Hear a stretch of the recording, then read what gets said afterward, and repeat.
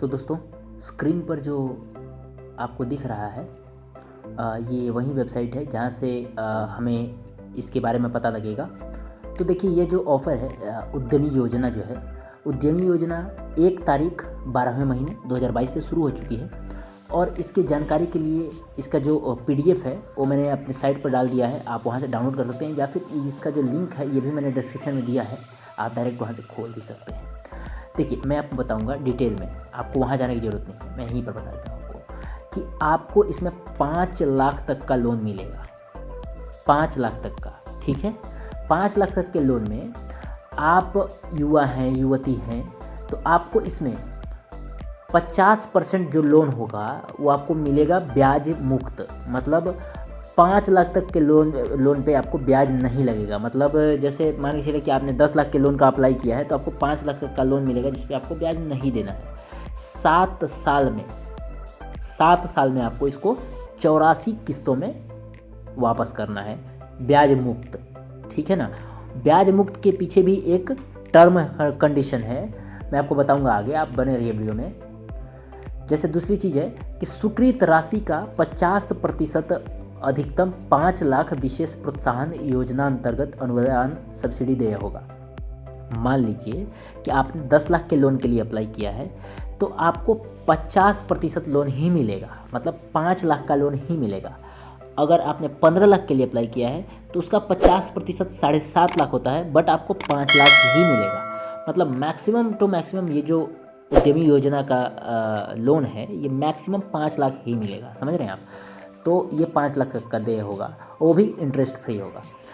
चयन के उपरांत लाभुकों के प्रशिक्षण के लिए प्रति इकाई 25,000 की व्यवस्था की जाएगी। मतलब जब आपका सिलेक्शन होगा, जैसे फॉर्म तो कई लोग अप्लाई करेंगे, राइट, तो सबको मिलेगा नहीं, जिसको मिलेगा उसको 25,000 रुपये की ट्रेनिंग के लिए भी उसको दिया जाएगा। कि मान के चलिए जो भी इकाई वो, जो भी यूनिट या जो भी इंडस्ट्री वो लगाएगा, उसकी ट्रेनिंग पर्पज़ के लिए हर एक व्यक्ति को 25,000 रुपये दिए जाएंगे, ठीक है, फॉर ट्रेनिंग पर्पज़। इस योजना के अंतर्गत केवल नए उद्योगों की स्थापना के लिए लाभ देय होगा। मतलब अगर आप पुराना यूनिट कोई चला रहे हैं, पुराना फैक्ट्री या इंडस्ट्री चला रहे हैं, तो उसके ऊपर आपको लोन नहीं मिलेगा।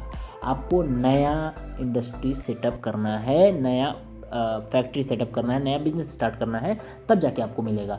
और इसके साथ साथ ही 2016 में भी ऐसा एक निवेश प्रोत्साहित नीति जो है बिहार गवर्नमेंट ने लागू किया था, तो उसका लाभ भी आपको इसमें मिलेगा। मतलब उसके इस उद्यमी योजना के साथ साथ आपको 2016 वाला जो नीति था उसका भी लाभ आपको इसमें दिया जाएगा, राइट। इसको मैं छोड़ देता हूँ क्योंकि ये पॉइंट बीच में है यहाँ पर अपने पास। इस योजना के अंतर्गत लाभार्थियों की योग्यता कितनी होनी चाहिए? देखिए, लाभार्थी जो मतलब व्यक्ति है वो बिहार का होना चाहिए, स्थायी निवासी, वो अनुसूचित जाति, अनुसूचित जनजाति, अति पिछड़ा वर्ग, महिला, युवा के अंतर्गत होना चाहिए। मतलब बोले तो युवा हो या महिला हो या SC ST हो या वो OBC हो, ये होना चाहिए, ठीक है। जनरल का नहीं दिया गया यहाँ पर, जनरल कैटेगरी का युवा हो, ठीक है। तो युवा भी किसका? सिर्फ SC ST, OBC, महिला, ठीक है।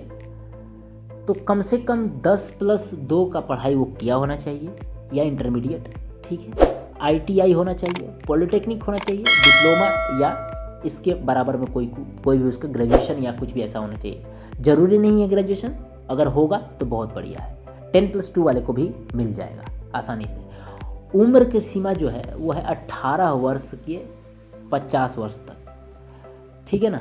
अब इसमें आपको खास जो पॉइंट है वो आपको मैं बता दूं कि प्रोप्राइटरशिप के मामले में जो यूजर होगा, जो जिसके नाम से प्रोप्राइटरशिप बनेगी फर्म, उसका जो चालू खाता होगा, करेंट अकाउंट, ठीक है, या फिर उसका बचत खाता होगा जो फर्म के नाम से चालू खाता होगा। जैसे या एक होता है कि आपने फर्म के नाम से करेंट अकाउंट बनवाया, एक होता है आपने अपने नाम से करेंट अकाउंट बनवाया, ठीक है ना। तो दोनों खाता कोई भी होना चाहिए, या फिर आप फर्म के नाम से या फिर अपने नाम से करेंट अकाउंट होना चाहिए आपके पास, ठीक है। परंतु आवेदक के ऋण एवं अनुदान की स्वीकृति के उपरांत आवेदक द्वारा अपने व्यक्तिगत चालू खाते को फर्म के नाम से परिवर्तित कराकर पोर्टल पर अपलोड किए जाने के उपरांत ही स्वीकृत राशि का हस्ताक्षर किया जाएगा। मतलब अगर आपके पास करेंट अकाउंट है आपके नाम का या फिर फर्म के नाम का, तो अप्लाई तो कर सकते हैं आप। बट अप्लाई करने के बाद जब आपका चयन हो जाएगा, जब आप इसके लिए चुने जाएंगे लोन के लिए, तो आपको कराना क्या है कि आपका यदि आपके फर्म के नाम का है तो आपको कुछ नहीं कराना है। यदि आपके नाम से करेंट अकाउंट है तो आपको बस करना ये है कि उस करेंट अकाउंट को अपने फर्म के नाम से तब्दील करा देना है, बदल देना है। उसके बाद आप वापस से अप्लाई करेंगे, ठीक है, वहाँ पर फॉर्म वगैरह जो भी होगा, और उसमें आपको आरटीजीएस के माध्यम से आपको पैसा दे दिया जाएगा उसी अकाउंट में। प्रोप्राइटरशिप फर्म उद्यमी द्वारा अपने निजी पैन पर किया जा सकता है। ये तो आपको पता ही होगा। अगर नहीं आपको पता है कि प्रोप्राइटरशिप फर्म कैसे रजिस्टर कराया जाता है, तो आप नीचे दिए गए नंबर पे हमें कॉल कीजिए। हम आपको प्रोप्राइटरशिप कंपनी आपकी बना के देंगे, आपका जीएसटी भी बना के देंगे, आपका हर कुछ करा के देंगे, ठीक है। नीचे दिए गए नंबर मेरा है, फिर से मैं बोल भी देता हूँ यहाँ पर 8808726873। इस पर तुरंत कॉल कीजिए, ठीक है। अगर रात है तो सुबह में कॉल कीजिए। तो आप कॉल कीजिए हमें, हम आपको गाइड करेंगे कि आपको प्रोप्राइटरशिप फर्म कैसे बनाना है। इसके कुछ चार्जेस होंगे जो आप पे करेंगे और उसके बाद आपको फर्म बना के दे लिया जाएगा, ठीक है। फर्म बनाने का जो समय होता है वो हफ्ते 10 दिन का होता है, उसके बीच में आपको फर्म बना के दे दिया जाएगा। प्रस्तावित फर्म के नाम से चालू खाता आपको खुलवाना होगा। चालू खाता कब खुलेगा? जब हम लोग आपको फर्म बना के दे देंगे। आपको फर्म बनाने में कोई दिक्कत नहीं होगी, आप हमसे कांटेक्ट कर सकते हैं। आप चाहे तो प्रोप्राइटरशिप फर्म बना सकते हैं, आप चाहे तो प्राइवेट लिमिटेड कंपनी भी बना सकते हैं, आप चाहे तो एलएलपी कंपनी बना सकते हैं, आप चाहे तो पार्टनरशिप कंपनी भी बना सकते हैं, या फिर अगर सिर्फ एक ही मालिक चाहते हैं आप और वो भी प्राइवेट लिमिटेड कंपनी, तो 1 पर्सन कंपनी आप बनवा सकते हैं। इसके बारे में डिटेल में जानने के लिए आप हमें कॉल कीजिए, ठीक है। आगे आते हैं हम लोग। इस फॉर्म को अप्लाई करने के लिए कौन कौन से डॉक्यूमेंट की आवश्यकता है? देखिए, इस बात को आप गांठ बांध लीजिए कि डॉक्यूमेंट का पता होना अति आवश्यक है, क्योंकि जो इसका जो पहला चरण लॉन्च हुआ था उद्यमी योजना का, तो उस समय जो लोगों ने फॉर्म भरे थे उन्होंने उनसे मांगा कुछ और गया था, उन्होंने भरे कुछ और थे, राइट। तो आप कम ज्ञान लेकर मत जाइए, कम ज्ञान जहरीला होता है, पूर्ण ज्ञान लेकर जाइए, लास्ट तक बने रहिए। मैं आपको बताता हूँ, देखिए आपके स्क्रीन पर भी दिख रहा है निवास प्रमाण पत्र। आपके पास यदि निवास प्रमाण पत्र नहीं है तो आप अपने ब्लॉक डिवीज़न ब्लॉक में जाकर वहाँ पर अपना निवास प्रमाण पत्र बनवा सकते हैं, ठीक है। स्थायी निवास प्रमाण पत्र, इसको आवास प्रमाण पत्र भी बोलते हैं। मैट्रिक प्रमाण पत्र, जिसमें आपका जन्म तिथि होता है, मैट्रिकुलेशन का सर्टिफिकेट जो होता है वह उसमें आपका बर्थ डेट होता है, तो उसके अकॉर्डिंग आपकी आयु जानी जाएगी, क्योंकि आयु की जो सीमा है वो 18 से 50 वर्ष है, ठीक है। तो वो मैट्रिकुलेशन का फॉर्म। इंटरमीडिएट या समकक्ष योग्यता प्रमाण पत्र, ताकि उसमें पता लगाया जा सके कि आप इंटरमीडिएट किए हुए हैं, आप 10+ किए हुए हैं। जाति प्रमाण पत्र, ठीक है, महिला के मामले में पिता के नाम से।